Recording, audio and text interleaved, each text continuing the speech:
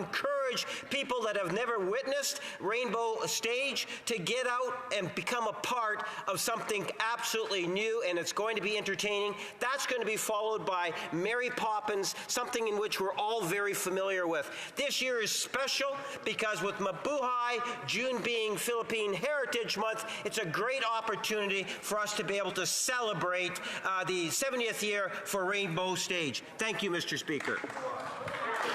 I'm just going to make a reminder that we should have our T-shirts, if we're wearing them, underneath our jackets. That would be nice. That would be nice. Underneath. It's a new MP. I know. When we're new here, this is what happens. The honourable member for Nunavut.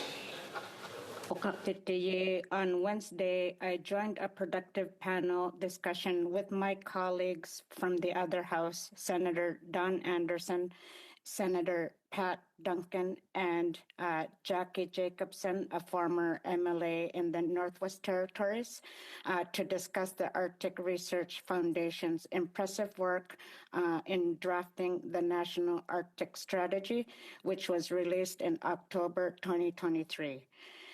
This great work was prepared in preparation for the Senate Committee on Fisheries and Oceans.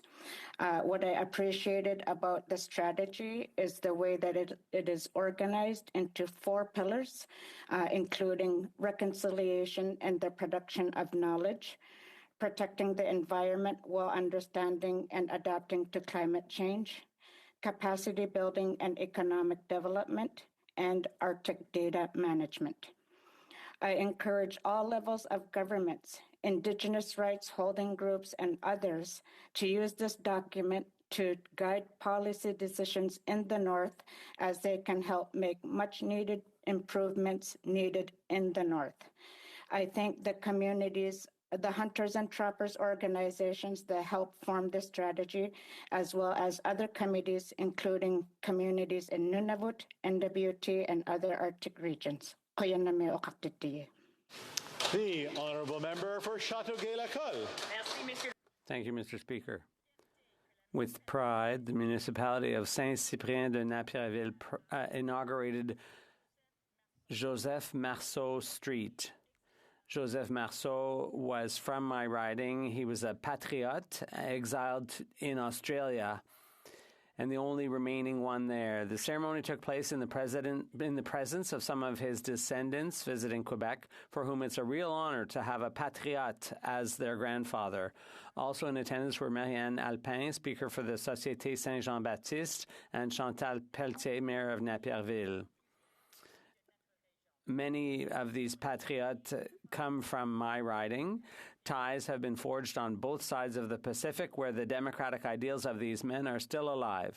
I'd like to highlight the gesture by Mayor Jean-Marie Mercier of the members of the Saint-Cyprien de Napierville City Council and the Mayor Marianne Alpin and Chantal Pelletier, and they've contributed to our collective duty of remembrance. Thank you, Mr. Speaker.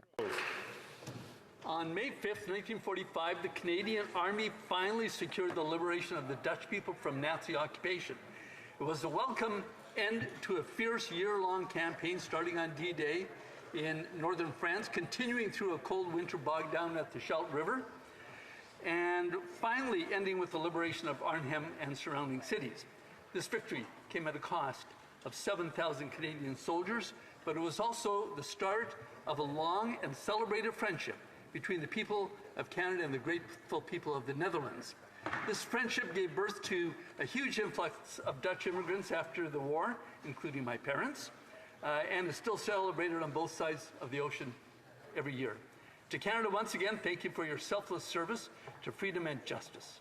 And to the many Canadians of Dutch descent across the country, including in Langley, we are a richer and stronger nation because of you. Thank you.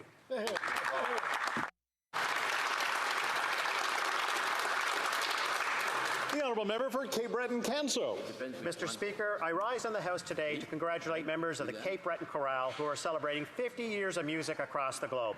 In that time, the chorale has given over 200 performances at home and overseas in places like England, Wales, Ireland, and much more. During their travels, they've shared stages with the likes of Rita McNeil and Celine Dion, and also performed before such dignitaries as Queen Elizabeth II.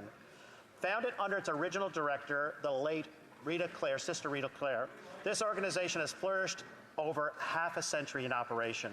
While a lot has changed since 1973, the choir's dedication, Mr. Speaker, to its craft and audiences has been truly unwavering. Mr. Speaker, my riding at Cape Breton Council is world-renowned for its vibrant culture and music. The chorale proudly strengthens that musical stance on the world stage. Cheers to 50 years to all members of the Cape Breton Chorale. There you go. The honourable member for Kitchener South, Hespeler. Mr. Speaker, recently I had the honor of welcoming the Minister for Women and Gender Equality, along with the member from Oakville North Burlington and the member from Hamilton Mountain, to Kitchener South Hespeler, where we visited the Grand Valley Institute for Women, a federal facility for incarcerated women. We had a very thorough tour of the facility, and in fact, will need to return to see the minimum security site another time. Incarceration affects not only the offender, but the entire family as well. And I was particularly impressed by the Mother and Child program, which aims to provide support to mothers and expectant mothers in maintaining ongoing relationships with their children. Personally, I feel separation from one's family is one of the most difficult aspects of incarceration. And for 25 years, Patrice has been doing an exemplary job in supporting mothers and their children through these challenges. My thanks to the exceptional staff at Grand Valley Institution for the important work they do in a very challenging environment. The honourable member for Dufferin-Caledon.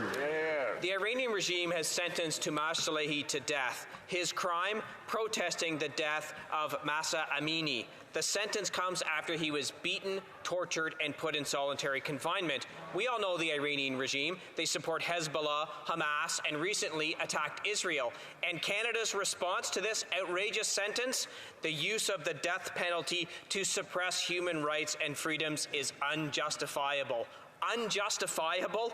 What a joke. But sadly, it's not surprising. This Liberal NDP government has failed to list the IRGC as a terrorist organization 6 years after Parliament demanded they do it. This Liberal Prime Minister bowed and shook hands with Iran's foreign minister after the IRGC shot down a plane that killed 57 Canadians.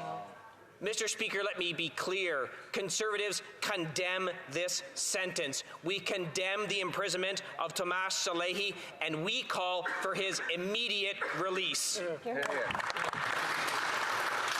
The honourable member for Whitby. Mr. Speaker, I rise today to extend my heartfelt congratulations to the Durham Irish Association on the momentous occasion of their 20th anniversary. Established in 2003 by a group of dedicated individuals of Irish descent, this association has been instrumental in preserving and celebrating Irish culture and heritage in Whitby and the surrounding region. The Irish community has very strong roots in the Durham region. Indeed, Irish people were some of the very first settlers in the area and have made many contributions to the area's history. As the MP for this vibrant community, I commend every member who has contributed to the success of the organization. Their dedication has ensured that the Irish spirit not only endures but thrives in the Durham region. May the next 20 years bring even more opportunities for cultural enrichment, community engagement, and celebration of our shared heritage. Salanche, and congratulations again to the Durham Irish Association on 20 years of preserving and celebrating Irish heritage. The honourable member for Edmonton Manning. Mr. Speaker, after 9 years, shady business has become this government's status quo. It has recently been revealed that the Prime Minister, only Alberta minister, was sneakily cashing checks from a lobbyist who secured $110 million in contracts from his own government, even from his own ministry. Not only that, but until 2 weeks ago, he was listed as a director of a global health imports, a company winning over $8 million in government contracts. Wow. The smell of a looming scandal is undeniably pungent.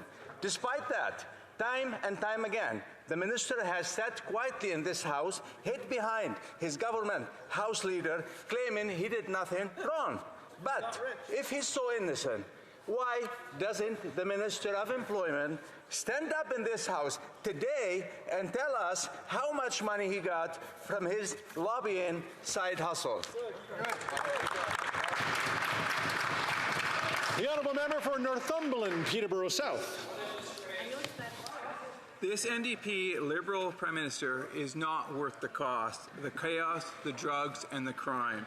After 9 years of this Prime Minister's extremist policies, deadly hard drugs are now available in BC's public spaces, such as parks, coffee shops, and even hospitals.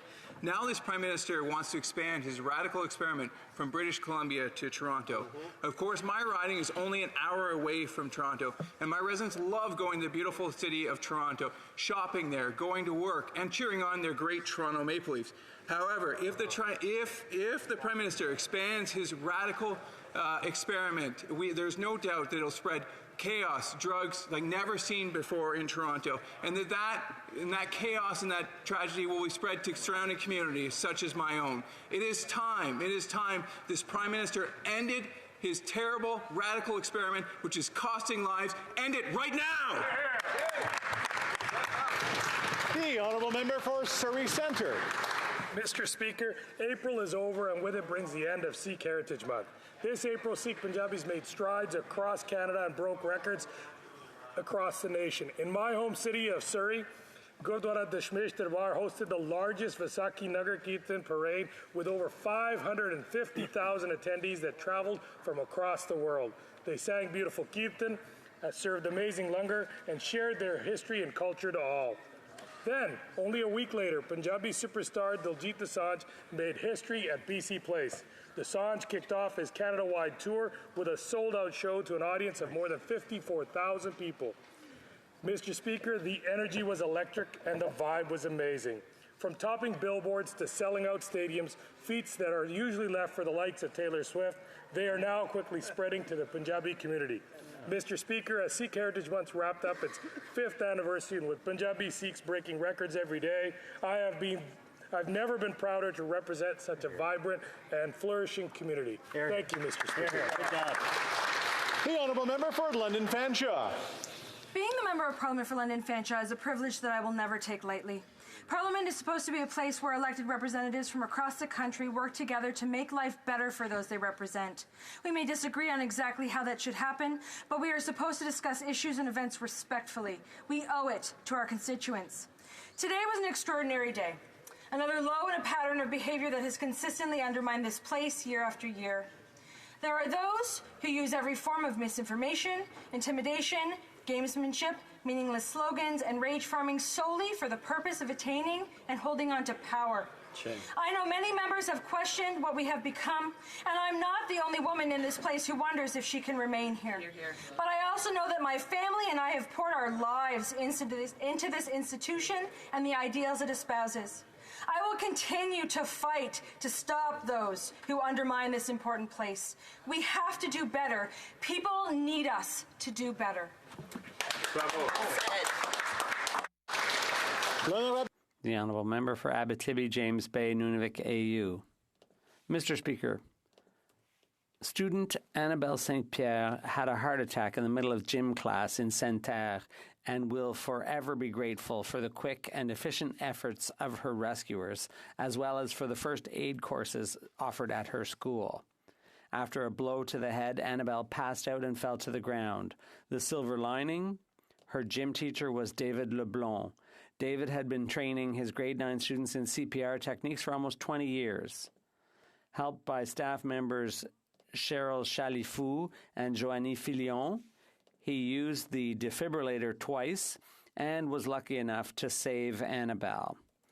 Annabelle has no recollection of the operation that saved her life, but since that day, a precious bond has been forged between her and her rescuers.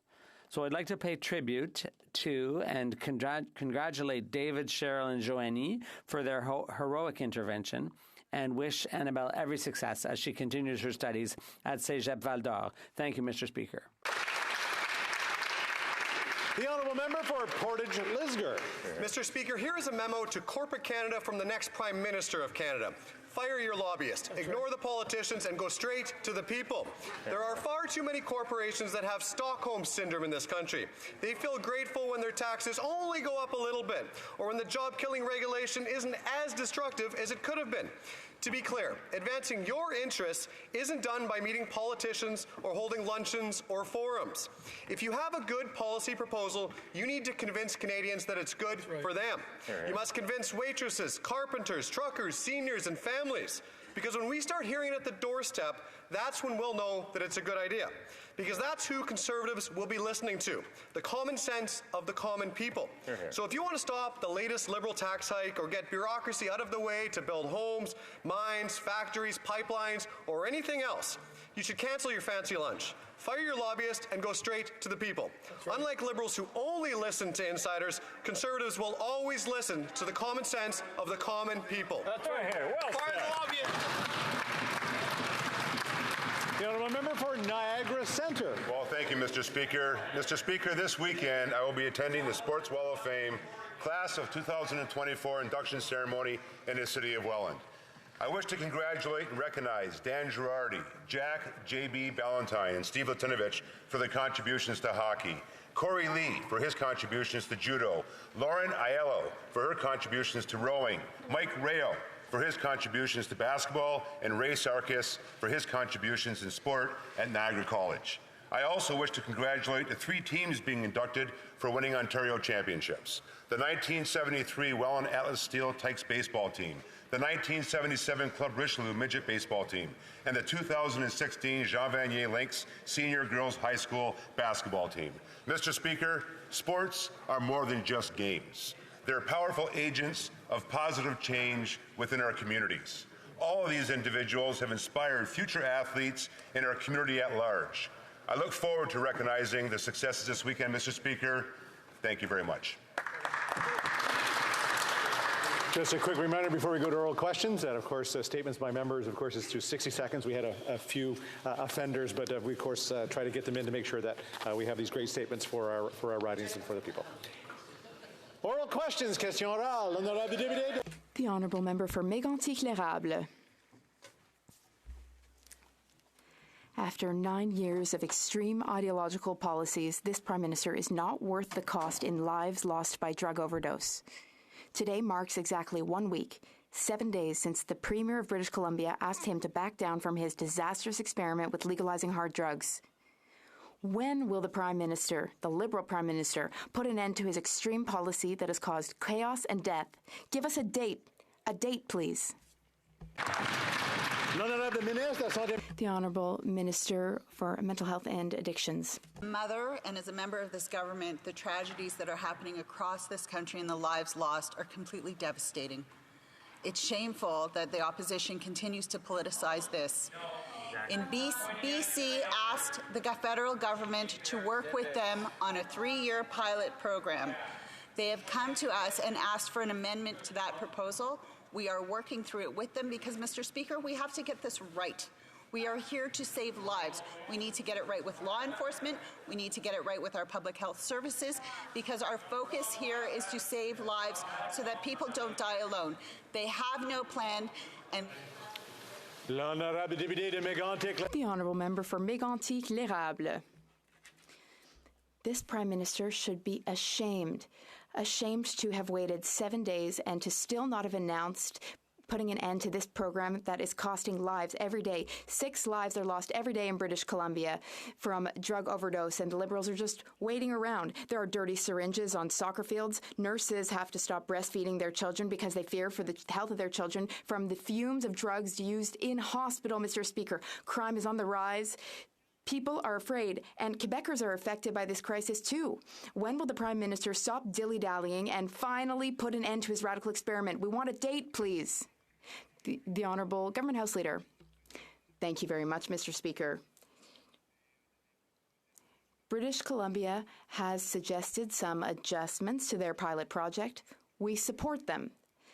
Our approach is, and always has been, saving lives and reducing danger in communities. That is what we have committed to do, and that's what we are doing. We will not be taking any lessons, Mr. Speaker, from the Conservative Party.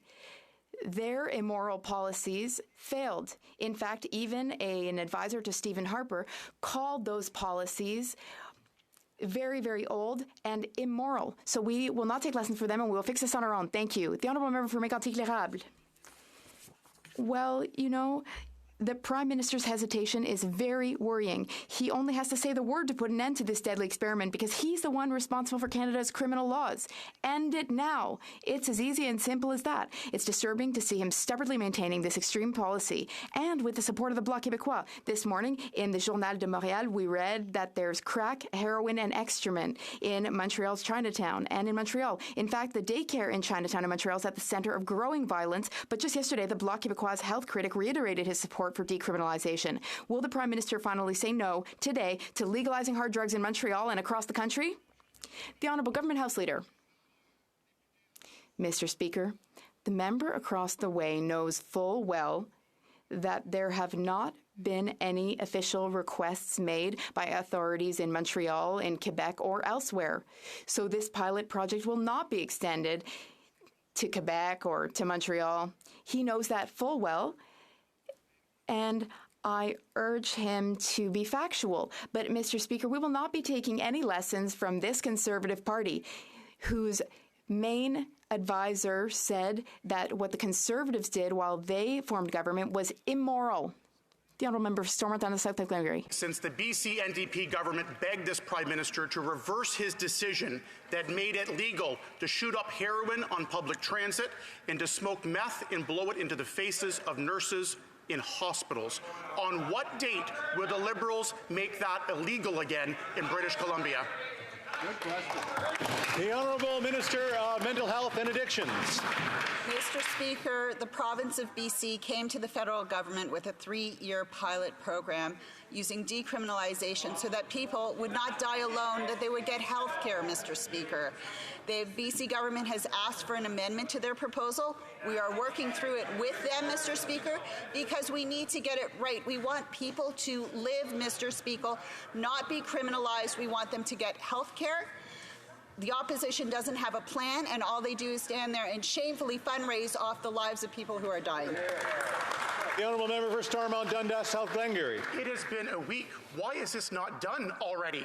The stories in BC are horrifying. Heroin shot up in parks, on buses, and even at Tim Hortons in Maple Ridge. Nurses having meth smoke blown in their face. Parents in Abbotsford scouring sports fields before their kids' games to make sure there's no needles and syringes around. But it gets worse. The Prime Minister won't even rule out expanding this to cities like Montreal and Toronto that have asked for the same craziness. Why won't they clearly give a date and frankly just end this failed policy now in BC and never expand this anywhere else in Canada?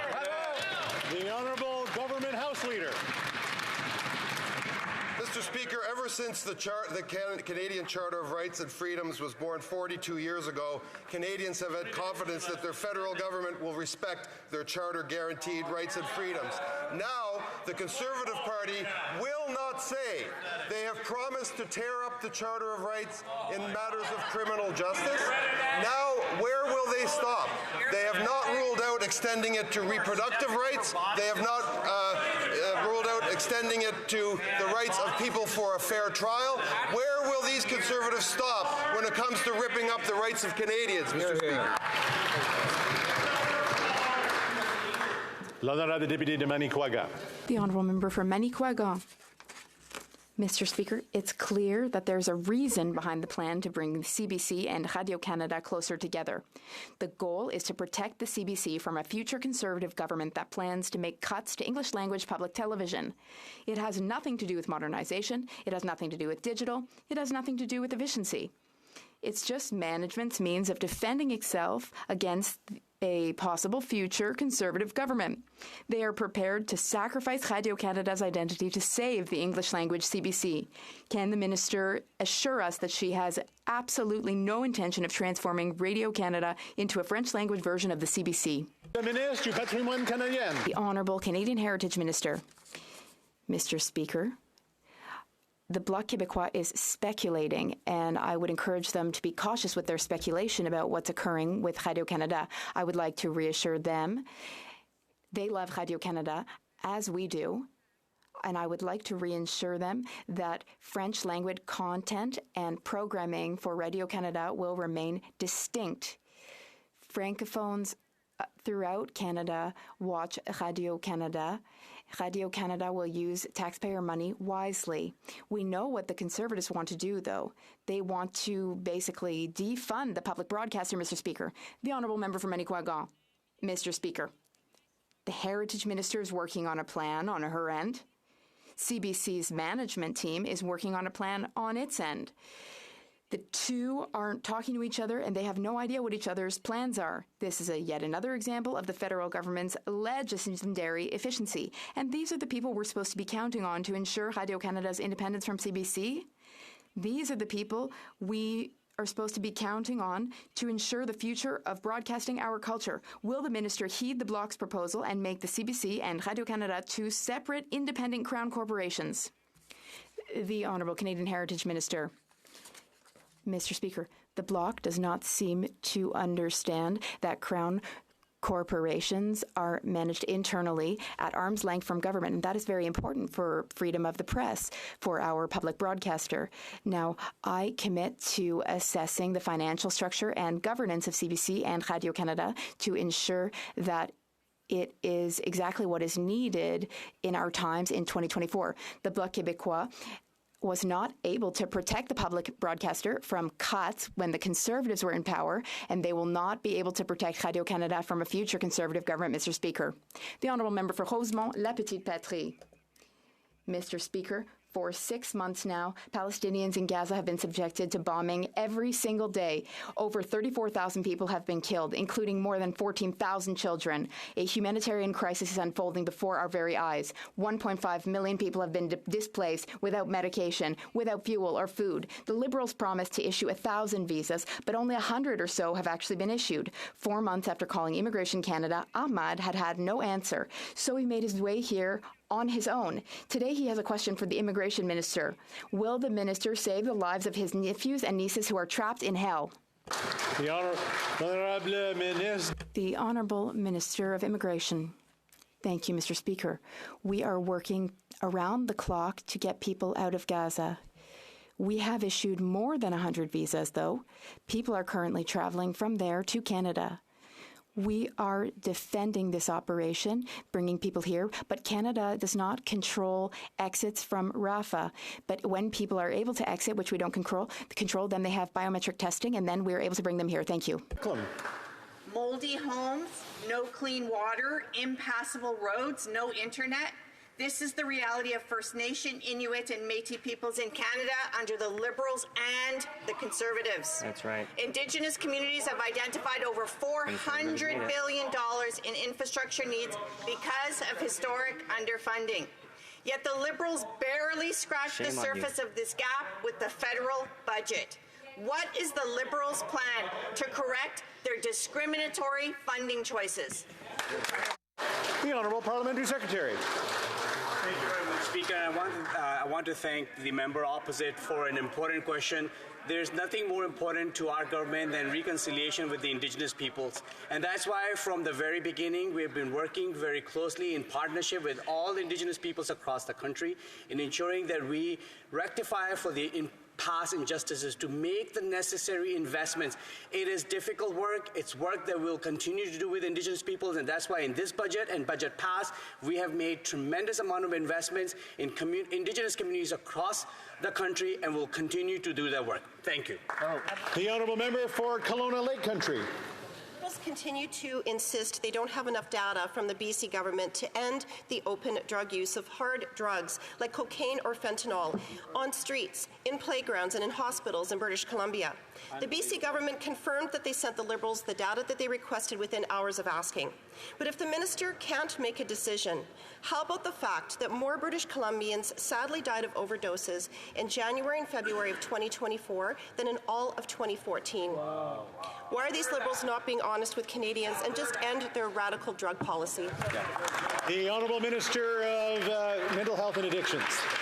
Mr. Speaker, every step of the way we have been working hand in hand with provincial jurisdictions, communities, and municipalities across this country, speaking to families, speaking to health teams to understand how we save lives, Mr. Speaker. We are working with the province of BC on the amendment to their proposal. We need to get it right, Mr. Speaker. We need to make sure that communities are safe, but we also need to make sure that people aren't dying alone, that they are getting the healthcare services that they need. You can't treat someone if they're dead, Mr. Speaker. We are committed to saving lives. The honourable member for Kelowna Lake Country. Well, Mr. Speaker, if that member thinks that BC's experience with open public drug use is so great, then why isn't she advocating for it in her province? I was talking to a resident just 2 days ago from my constituency. Hold on a sec. We are getting a lot of yelling back and forth, and I would appreciate it if people could just keep it down. I know. I'm hearing a lot. I'm hearing a lot from all ends of the chamber. So I just want to make sure that we keep the down as we debate these important issues. The honourable member of Kelowna Lake Country. Well, Mr. Speaker, if that member thinks that the BC experience with open public drug policies and drug use is so great, then why isn't she advocating for it in her own province? I was talking to a resident from my community just a couple nights ago who told me she came around the corner from her apartment to be faced with something that burnt her eyes. And people were openly using drugs on the street. She is rightfully concerned about what she is exposed to, and unfortunately this is not an isolated incident. After 9 years of this Prime Minister, enough is enough. Why are these Liberals not being honest with Canadians and just end their drug policies? The Honourable Government House Leader. Of course, Mr. Speaker, that question has been asked many times and answered many times by my honourable colleague, the Minister. What I want to know, this member is a female member of her caucus. This morning, the headline reads, "Conservatives don't rule out using notwithstanding clause beyond criminal justice matters." Shameful. 50 years ago, Roe v. Wade was enacted in the U.S., and women have lived under that protection in the U.S. for 50 years. For 42 years. Order. Goes all ways. To be able to keep it down so I can actually hear the answers, the questions, and of course the answers. The Honourable Government House Leader. From the top. 15 seconds. For 50 years, women in the U.S. have lived under the protection of Roe v. Wade. For 42 years in Canada, women in Canada have lived under the protection of the Canadian Charter of Rights and Freedoms. Now Conservatives will not rule out using the notwithstanding clause beyond criminal justice matters. Will that member stand in her place and tell us what rights from women does she intend to take away? Hear, hear.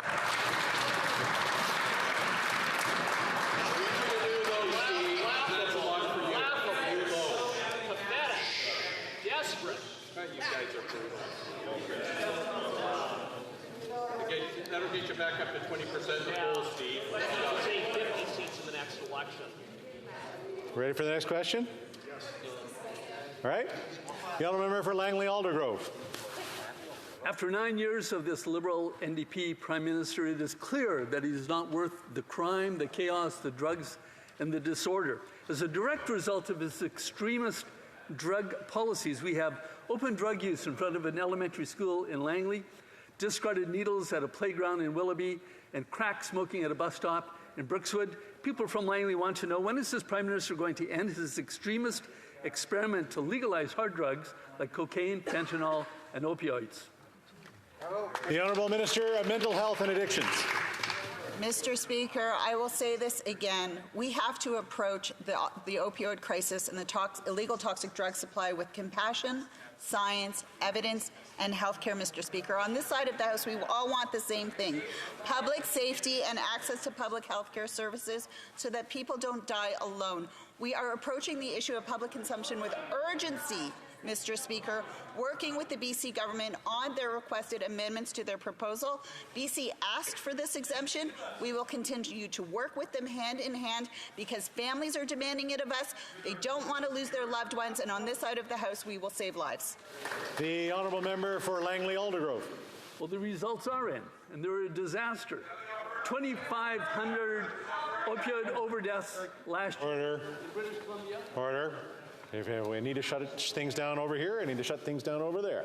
So try to keep the chatter down. The Honourable Member for Langley Aldergrove. The results are in. And they are a disaster. 2,500 deaths last year and 6 on average every day this year. Now, the Liberal minister responsible for hard drug use says, well, she's waiting for more information from BC, but the BC government says they've given her all the information, as if 2,500 drug deaths in 1 year isn't enough data to go on. So Canadians want to know, why are Liberals misleading them? And when are they going to put an end to this disastrous, failed drug use experiment? The Honourable Government House Leader. That question has been asked and answered. BC has been making adjustments to their pilot project, and of course, Mr. Speaker, we are supporting them. But I had no luck with the last member. Let me ask this member. Conservatives will not rule out using the notwithstanding clause. Order, order. As I have said before, if I need to shut the noise down in one corner of the room, I need to shut it down in the other corner of the room. So please let the Honourable Member respond so we can get on to the next question. The Honourable Government House Leader from the top. All right. Mr. Speaker, of course BC is making adjustments to their pilot project, and we are supporting them in that endeavour, and the member should be under no ambiguity about that. The member is ambiguous, however, like his previous colleague, about which charter protections that party would rip up. Is it reproductive rights? Is it the right to a fair trial? Is it the right to free expression, Mr. Speaker? That member needs to get up, that party needs to get up, that leader needs to get up and tell Canadians exactly which fundamental charter rights they will be taking away from Canadians. I'm trying to shut down that end. I'm trying to shut down this end. I want to be able to hear the answers to the questions in the answer, and that's enough of that. The Honourable Member for North Okanagan-Shuswap. Mr. Speaker, after 9 years, this Prime Minister is clearly not worth the cost. His minister responsible for hard drugs on the streets is misleading Canadians. She said the Liberal government is waiting for more information from BC on if they should reverse their decision that allows cocaine, opioids and fentanyl in parks, playgrounds and hospitals. The BC NDP government confirmed they answered within hours to the government's request for more information. Why is this Liberal NDP government misleading Canadians, and why can't they just end their disastrous drug policy? The Honourable Government House Leader. Well, Mr. Speaker, that member needs to unplug from the wall, replug and reboot. He's not listening to the earlier questions. We've told them very clearly, BC has requested changes, and we are working with BC to make those changes. But maybe that member will tell us specifically which freedoms, which rights described in the 42-year-old Canadian Charter of Rights and Freedoms that Canadians cherish will he be advocating removing from Canadian women, from Canadian people? Is it the freedom of expression? Is it reproductive rights? The Honourable Member for North Okanagan-Shuswap. I'd like to remind the member that his government illegally invoked the Emergencies Act, removing civil liberties from Canadians. Exactly what they did. Guilty of it. Broke the law. After 9 years of radical NDP Liberal government drug policies and toxic drug deaths in BC reaching a 380% increase, the number of children aged 10 to 18 who have died from overdoses has increased by more than 5 times. Opioids and illicit drugs are now the leading cause of death of youth aged 10 to 18 in BC. Will the Prime Minister end his radical drug policies, or will he continue to show he's simply not worth the cost? The Honourable Minister of Labour. Speaker, there are right ways to go about things, and then there are explosive and dramatic and catastrophic ways to go about things. To talk about using the notwithstanding clause, and I quote, I'm going to make sure the Honourable Minister has his time. The Honourable Minister of Labour. The Leader of the Opposition's response that all of my proposals are constitutional, and we will make them constitutional using whatever tools the Constitution allows me to use to make them constitutional. I think you know exactly what I mean, he says. They will happen, and they will stay in place. For anybody like me who has a right that was afforded to him because of this charter in my lifetime, these are chilling words that they... L'honorable député de Repentigny. The Honourable Member for Repentigny. The Honourable Member for Repentigny. Canada's greenhouse gas emissions increased in 2021-2022. That is why the advisory group appointed by the Environment Minister himself is issuing a warning.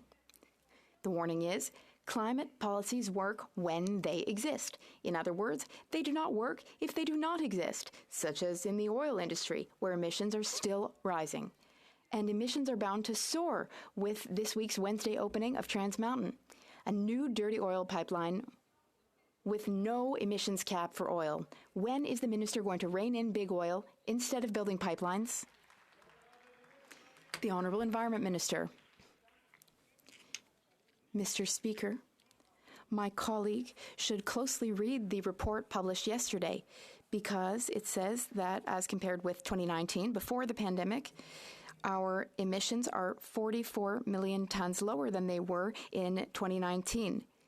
That is the equivalent of getting half of Canada's vehicles off the road. The last time our GHG emissions were this low, when O.J. Simpson was on trial a long time ago. It's been a long time since our emissions were this low. So our plan is working. We need to continue to fight climate change. The Honourable Member for Repentigny. Yesterday, the minister boasted that Canada was, I quote, the only major oil producer in the world to have proposed putting a cap on oil emissions. The operative word being propose, not impose. I would remind the minister that once he had greater ambitions than proposing to be more progressive than Russia and Saudi Arabia.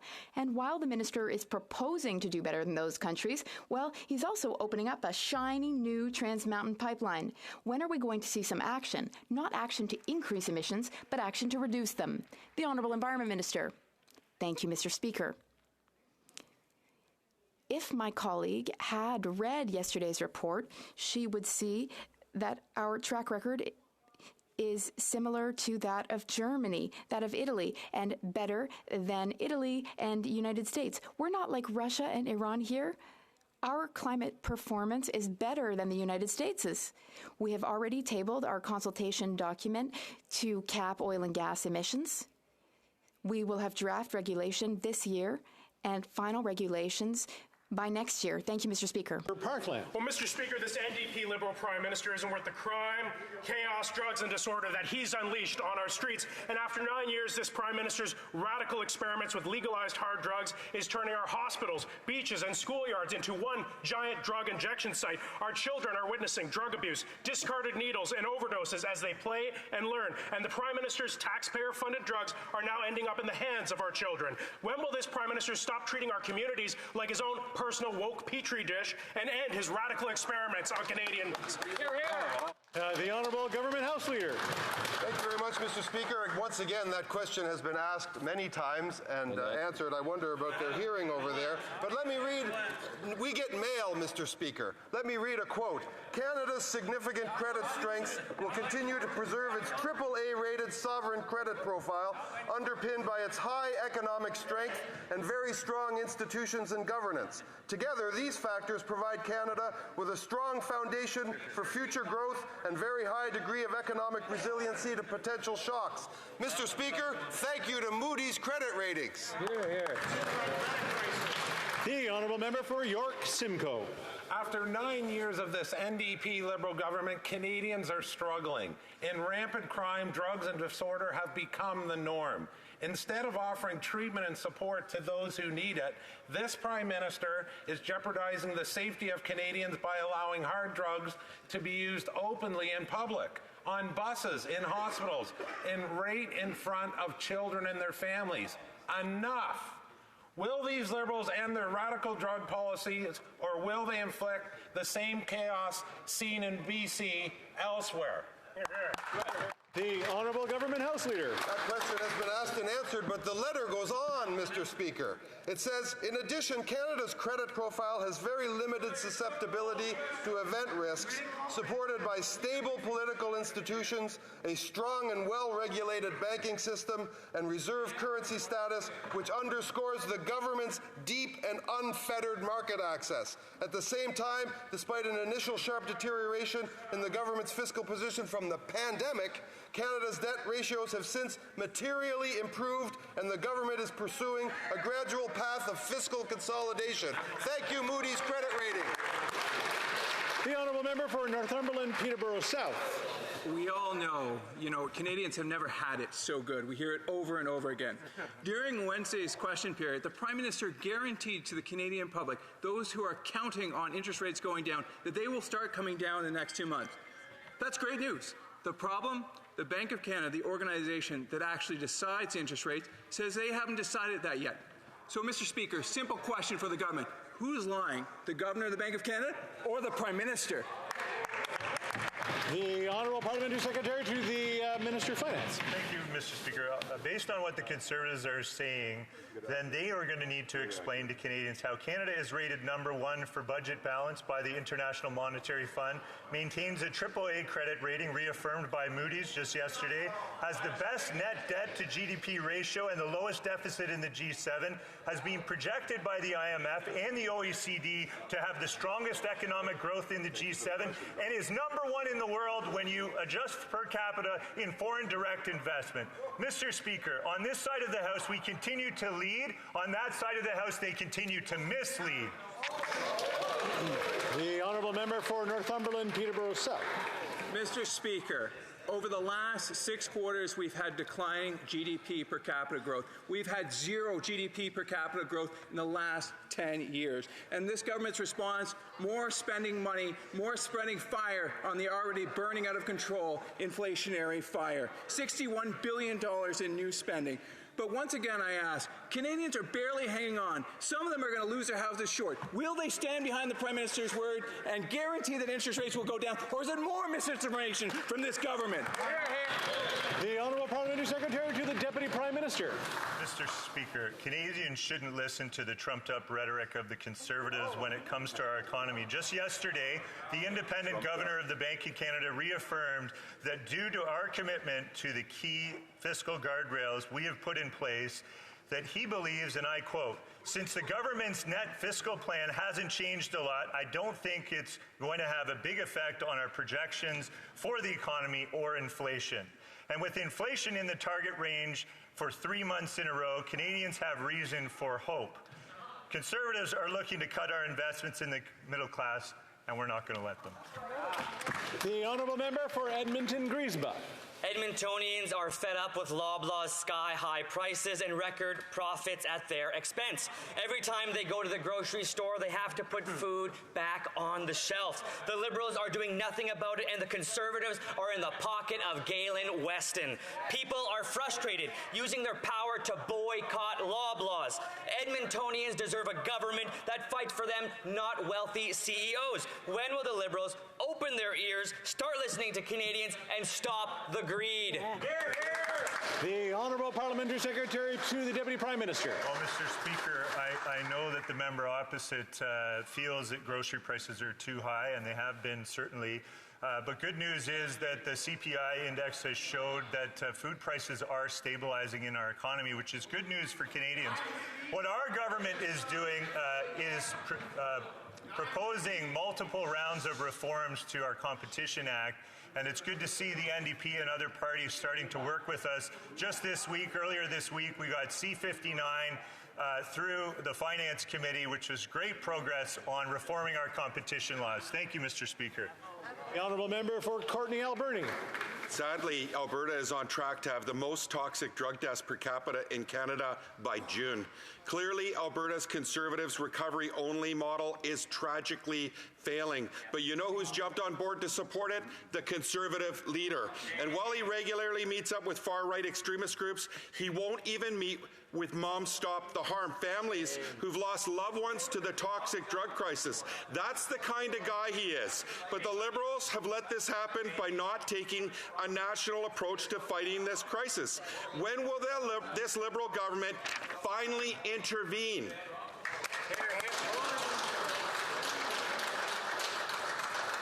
Anybody want to pick that one up? Okay, sorry, my one eye's not working. The Honourable Minister of Mental Health and Addictions. Thank you, Mr. Speaker. And I want to thank the member for his question, because too many Canadians are dying every day from this ever-challenging illegal toxic drug supply. But the opposition leader talks a big talk about investing in treatment. But when they were last in government, they cut 2/3 of their own drug treatment fund. Will he slam the door in the face of those groups like Mom Stop the Harm who are asking for help? Will he cancel safe consumption sites knowing that they save lives? Will he refuse to meet the moment of this situation and just use slogans and do nothing? Or will he commit to harm reduction, prevention, treatment, and saving lives? L'honorable député de Pontiac. The Honourable Member for Pontiac.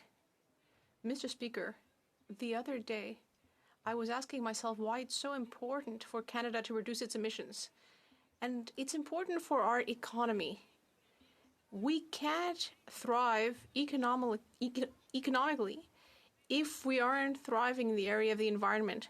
Looking at the National Inventory Report, I was pleased to see that we have reduced our greenhouse gas emissions.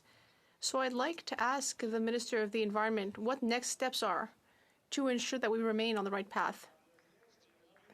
The Honourable Minister of the Environment. Mr. Speaker, I'd like to thank my colleague for her question.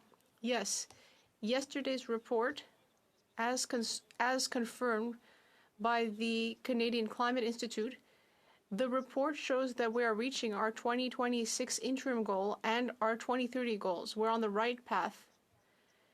We have reduced our GHG emissions to an extent that is the equivalent of removing 15 million vehicles from our roads. But we do need to do more, and that is why we're aiming to have a carbon-neutral transportation network by 2035 and a GHG cap, which will be coming out soon. Thousand Islands, Rideau Lakes. $110 million. That's how much this Liberal employment minister's private company landed from this Liberal government. The Liberal minister used his role to get meetings for his business partner with the finance minister and with the prime minister's office, using his position to enrich his business partner and himself. After 9 years of this NDP Liberal government, it's clear they're not worth the cost and certainly not the corruption. So how much taxpayer cash did this Liberal minister pocket on the backs of hardworking Canadians? Corruption.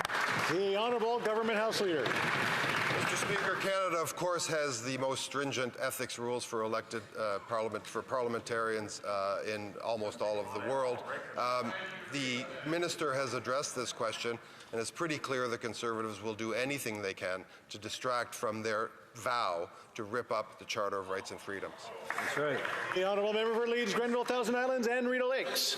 Of course, Speaker, these Liberals are trying to distract and divide. A common-sense Conservative government would, of course, only use the notwithstanding clause on matters of criminal justice. It's unconscionable that this government would allow a mass murderer like the Quebec mosque shooter to ever be released from prison. He murdered 6 innocent worshippers, and the only way he should have left maximum security was in a box. That's right. Our question was about the corruption of their government, the employment minister pocketing cash on the backs of taxpayers. Will they do the right thing and call in the RCMP? That's right.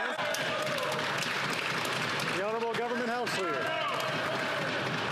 Well, it's very nice, Mr. Speaker, to have some clarity on that. I remind that member that at one time in this country, reproductive rights were a criminal matter. So could he lay out in very specific detail for this House, now that he's talking about the notwithstanding clause, very specifically, would he make reproductive rights for women in this country into a criminal matter? Once again, yes or no?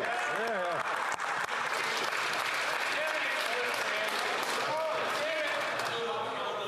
The honourable member for St. Albert, Edmonton. Speaker, a lobbying firm owned by the business partner of the lone Alberta minister secured $110 million in federal contracts. As money went out the door, the minister was receiving payments from the very same lobbying firm. This is scandalous. Canadians deserve to know, what was the minister's cut? How much was he paid? The Honourable Government House Leader. Canada has incredibly stringent ethics rules, Mr. Speaker, and the minister has addressed those questions. But this member has, I don't know if he's communicated with his honourable friend that just got up, but maybe he could answer for us specifically now. Which criminal matters will apply to the ripping up of Canada's fundamental rights and freedoms? I would ask him to be very specific, point us to chapter and verse. Which rights of Canadians is he vowing to rip up today? Hear, hear. The honourable member for St. Albert, Edmonton. Mr. Speaker, the minister is clearly in full cover-up mode because it gets worse. The minister's business partner was lobbying the minister's own department as checks were being cut from the lobbying firm to the minister. If that doesn't smell of self-dealing and corruption, I don't know what does. So again, how much did the minister pocket from this lobbying firm since he was appointed to cabinet? The Honourable Government House Leader. Well, of course, Mr. Speaker, the minister has addressed that question, but I want to return to this theme. The Conservatives...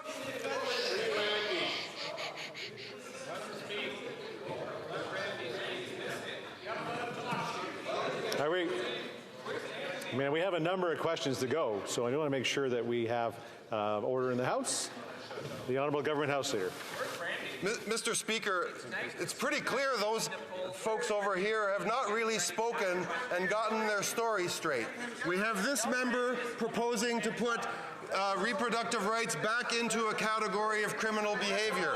We have other members who will not answer which specific rights they will take away. This member has refused to stand up and answer the question of which, is it the freedom of expression? What specific rights would your leader take away as a result of his vow to tear up the Charter of Rights and Freedoms?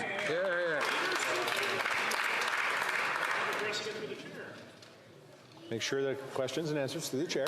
L'honorable député de... The honourable member for Terrebonne. Mr. Speaker, SMEs are increasingly telling us that the federal government is acting predatory about CEBA. They're telling us that they've paid back the entirety of their Canada Emergency Business Account loan, but because of delays of sometimes only a few days that they're not even responsible for, the federal government is still cutting their $20,000 grant. These Liberals are showing a great deal of intransigence, and they're threatening these businesses with bankruptcy. Why? The Honourable Parliamentary Secretary. And I want to thank that member for continued advocacy for small businesses in Canada.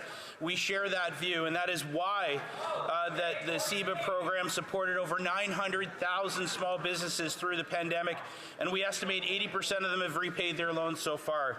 As we move away from the pandemic, we are taking serious concrete action to support small businesses, both by providing funding and cutting costs, Mr. Speaker. And I'm getting heckled, of course, by the Conservatives who voted against every single measure that we have put forward since 2015 to support small businesses. Thank you. The Honourable Member for Terrebonne. Mr. Speaker, the government is supposed to support struggling businesses and not hit them when they're down. This is a perfect yet upsetting illustration of how the federal government mismanages programs. You can't get a human being on the line when you call the federal government. This rigid way of managing things shows no humanity. Can the government tell us how many businesses have paid back the money but will still miss out on $20,000 due to the federal government's lack of humanity? Thank you again, Mr. Speaker. I answered that question, the previous answer, with 80%, nearly 80% of small businesses have actually already paid back their CEBA loans. As we move forward from the pandemic, small businesses have nearly 3 years until the end of 2026, Mr. Speaker, to repay their CEBA loans, and they have access to low 5% interest rate. Meanwhile, we are investing in communities, strengthening our economy. Budget 2024 has a number of supports for small businesses, whether it's through supporting startups with AI, quantum. Mr. Speaker, I'm looking forward to more to come to speak to and more. The honourable member for Coast Bay Central Notre Dame. Mr. Speaker, last week, Winston at the Gandern Area Food Bank confirmed that usage is up 44% in just 6 months. He's concerned about volunteer burnout, Mr. Speaker. The CEO of Food Banks Canada now says that due to record-smashing demand, food banks are on the brink. For folks forced to now use food banks, Mr. Speaker, who never had to do it before, this government and this NDP Liberal Prime Minister is not worth the cost. So will he stop his increase in carbon tax by 23%, or better still, axe the tax so that Canadians can afford to put food on the table? Axe the tax. The Honourable Minister of Labour. $1,192 for a family of 4 in Newfoundland and Labrador, Mr. Speaker. $760 for a family of 4 in New Brunswick. $824 in Nova Scotia. $880 in PEI. $1,120 in Ontario. $1,200 in Manitoba. $1,800 in Alberta. These aren't phony benefits. These aren't chicken feed, as it's been described by the other side. This is cold, hard cash. This goes into the pockets of Canadians. Thank you very much, Mr. Speaker. The honourable member for Yorkton Melville. Canadians cannot wait for a Conservative government to restore all of the